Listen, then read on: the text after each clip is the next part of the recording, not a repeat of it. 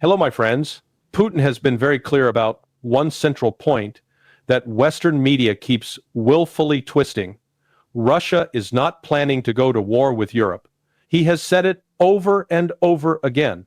What he actually stated was conditional and purely defensive.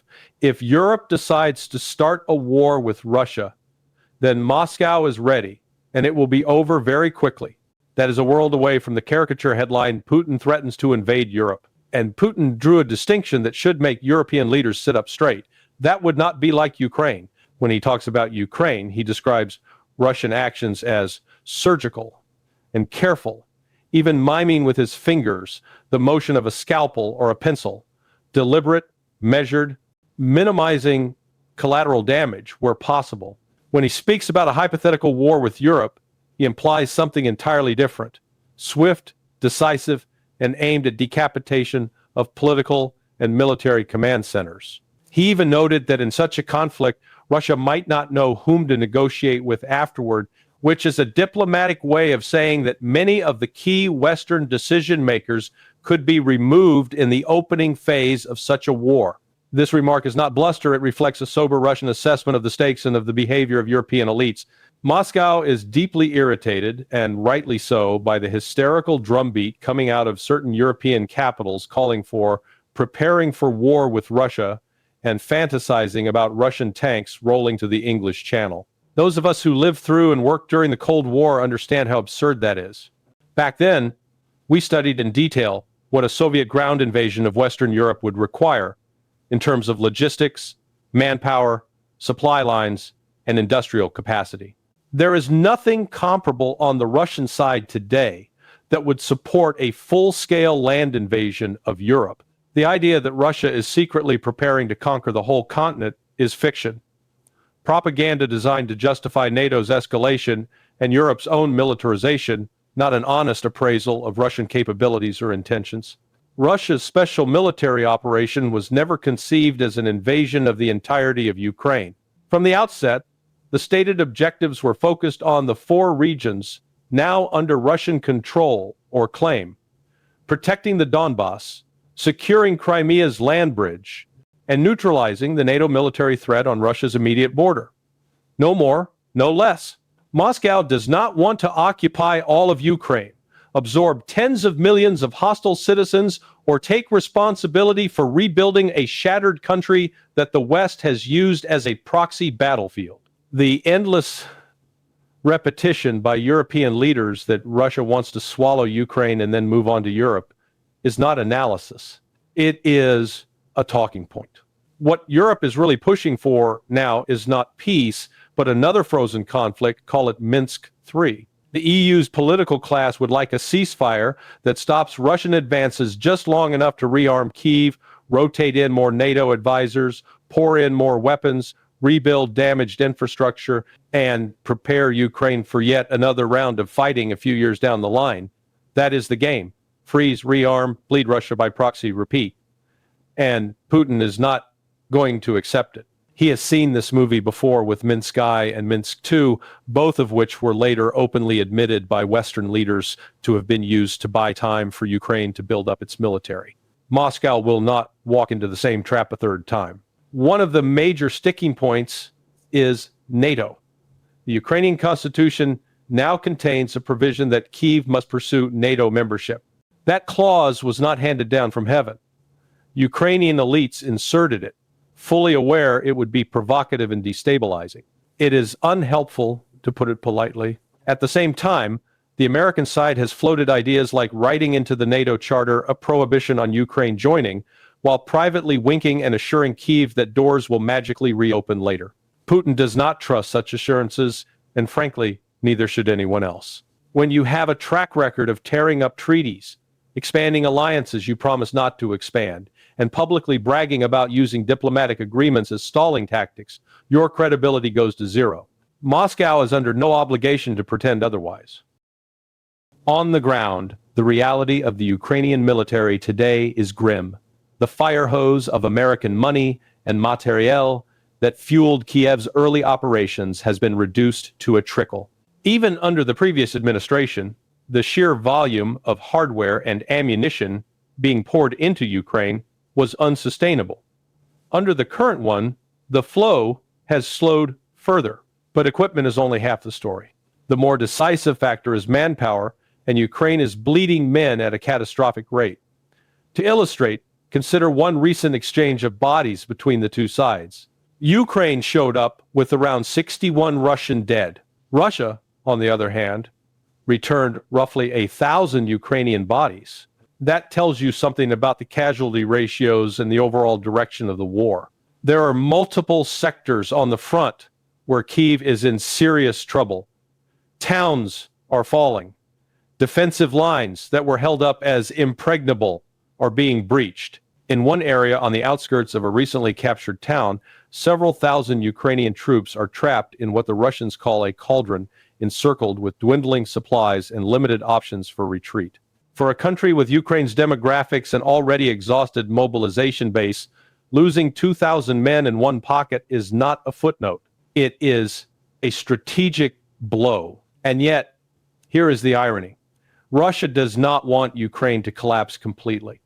Despite what Western propagandists claim, Moscow has no interest in presiding over a failed, stateless ruin on its border. If the Ukrainian state implodes altogether, someone has to go in and stabilize it, restore order, run basic services, manage millions of desperate people, and deal with loose weapons and criminal networks. Russia does not want that job. What Moscow is doing instead is a grinding, methodical campaign of attrition against the Ukrainian armed forces, destroying their combat power, while avoiding the kind of total governmental collapse that would force Russia into an unwanted occupation or massive peacekeeping. Mission. This is the strategic dilemma Russia faces: how to neutralize the threat emanating from a NATO-armed Ukraine without inheriting the entire carcass of a broken state. That explains the slow, steady tempo of Russian operations. It is not weakness, it is calculation. Meanwhile, on the political track, there is an intricate dance underway. We see high-level visits and back-channel discussions involving figures like Jared Kushner and other envoys traveling to Moscow, meeting with Putin and his team, and then turning around to brief European leaders who are increasingly sidelined and mistrusted. There is a feeling in Washington that some European heads of government are doing more to sabotage meaningful negotiations than to help them. Certain leaders would rather posture domestically as champions of standing up to Russia than face the reality that Ukraine is losing and that the West's grand project of using Kyiv to weaken Moscow has failed. In that context, figures like Marco Rubio appear to be operating more quietly. My interpretation, and I stress that it is my reading, not insider gossip, is that Rubio, like many others, has grown exasperated with European obstinacy. Instead of chasing photo ops at summits, he seems focused on trying to convince the Ukrainians themselves to accept the terms that are realistically on the table, rather than the fantasy scenarios being sold in Brussels.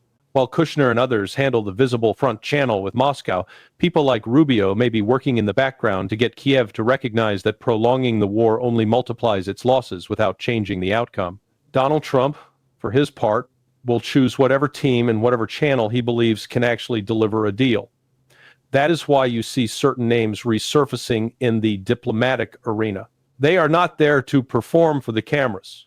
They are there to explore how to end a war that was unnecessary from the start and that has inflicted enormous suffering on ordinary Ukrainians while doing nothing to improve Europe's real security.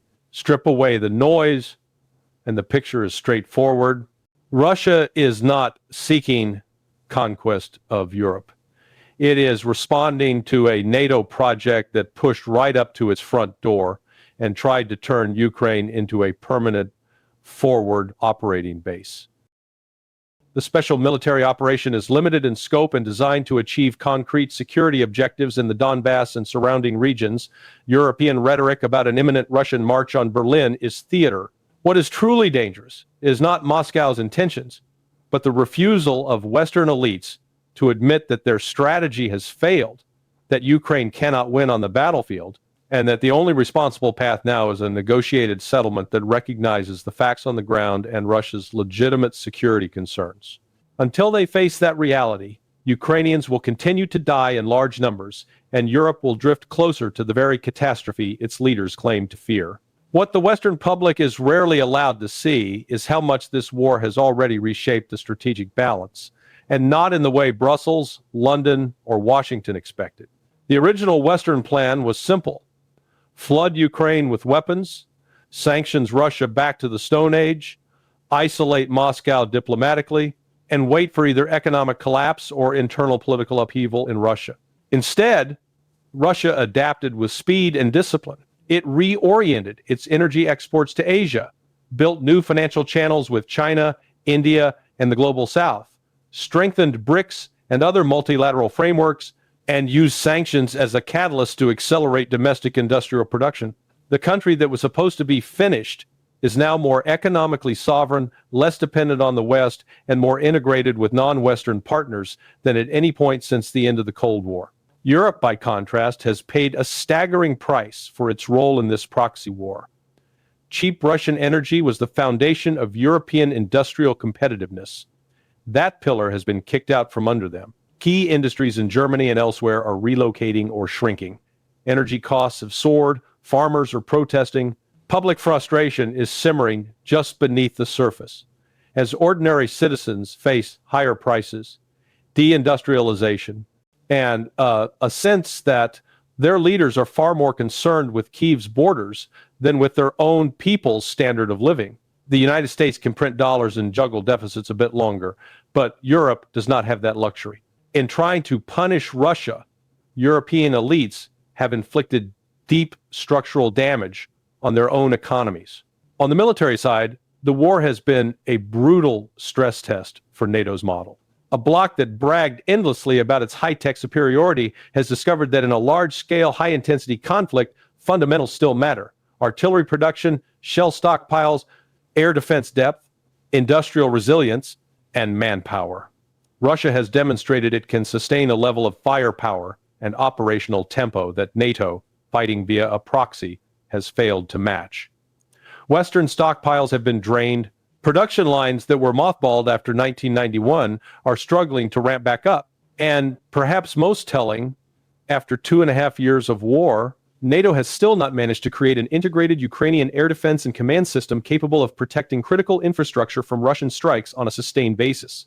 The information domain is another battlefield where reality is slowly breaking through the propaganda fog. For 2 years, Western audiences were fed a fantasy narrative of imminent Ukrainian victory. Russia is running out of missiles. Putin is isolated. Ukraine will retake Crimea, and so on. Each setback was reframed as part of a clever master plan. Every Russian advance was dismissed as minor or unsustainable. But body counts and map changes do not lie. When exchanges of war dead show 10 or 15 Ukrainians for every Russian, when entire brigades vanish from the front line, when mobilization age is pushed higher and higher because there are no men left, the truth becomes harder to hide. You can spin a battlefield for a while. You cannot spin a demographic cliff. This is one reason why Moscow is patient. Russia knows time is on its side. Ukraine's human reserves are finite. Western political will is finite. Economic pain in Europe is accumulating. The longer the conflict drags on under current conditions, the weaker Kyiv's negotiating position becomes, and the less able NATO is to impose any kind of favorable settlement. Russia is slowly grinding down, not just the Ukrainian army, but also the illusion that Western power can reshape reality indefinitely through PR and financial engineering. When a settlement eventually comes, and it will not look anything like the maximalist Western talking points of 2022. Russia will insist on concrete, irreversible security guarantees. That likely means formal recognition of the new territorial realities in the east and south of Ukraine.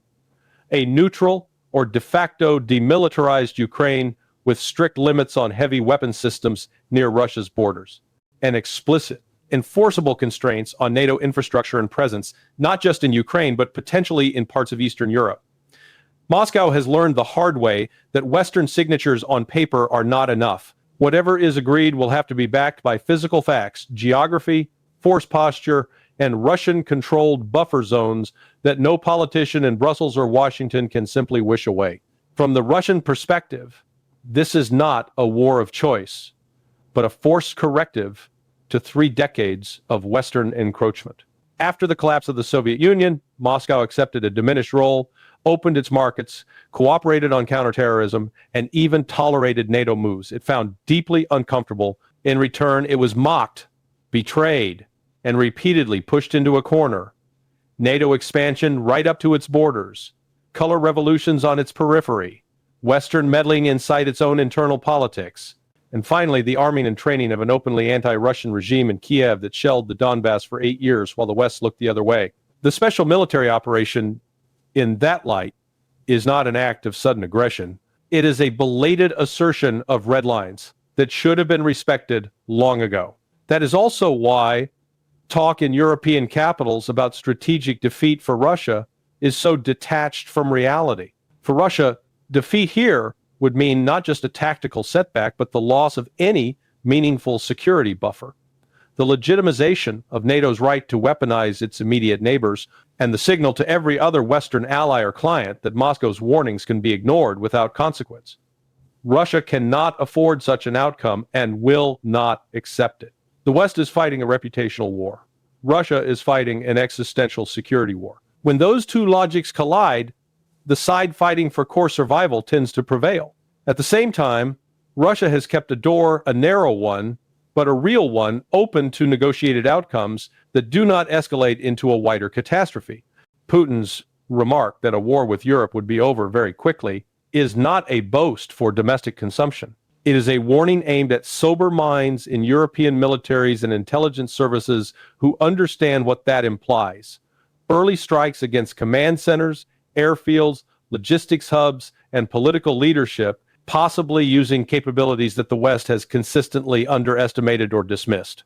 The message is simple. Russia does not want that confrontation, but Russia is prepared for it. In a way, Europe is not. The tragedy is that the people who would pay the highest price for further Western escalation are the same ones who have already suffered the most, ordinary Ukrainians. For them, every day the war continues means more fathers, sons, and brothers who never return, more cities slowly reduced to rubble, more families scattered across Europe as refugees, more children growing up with trauma and hatred instead of stability and hope. The European and American architects of this proxy war talk in abstract terms about defending democracy and rules-based order, but they are not the ones bleeding out in trenches, huddling in basements during shelling, or living without electricity in the dead of winter. In the end, any realistic peace will require the West to accept something it has resisted for years. Russia is a major power with legitimate security interests and red lines that must be respected. Ukraine cannot be turned into a permanent anti-Russian battering ram. NATO cannot expand indefinitely without blowback. Sanctions cannot substitute for strategy. And information campaigns cannot disguise the consequences of reckless policy indefinitely. The longer Western elites cling to their illusions, the more Ukrainians die and the more dangerous the broader situation becomes. When historians look back on this period, they will not see a simple morality tale of democracies versus autocracies. They will see a preventable war driven by hubris in Western capitals, a Russian leadership that finally decided enough was enough, and a slow, painful correction of the post-Cold War imbalance that had given Washington and Brussels the illusion that they could act without limits. Russia is not seeking glory or conquest in Ukraine.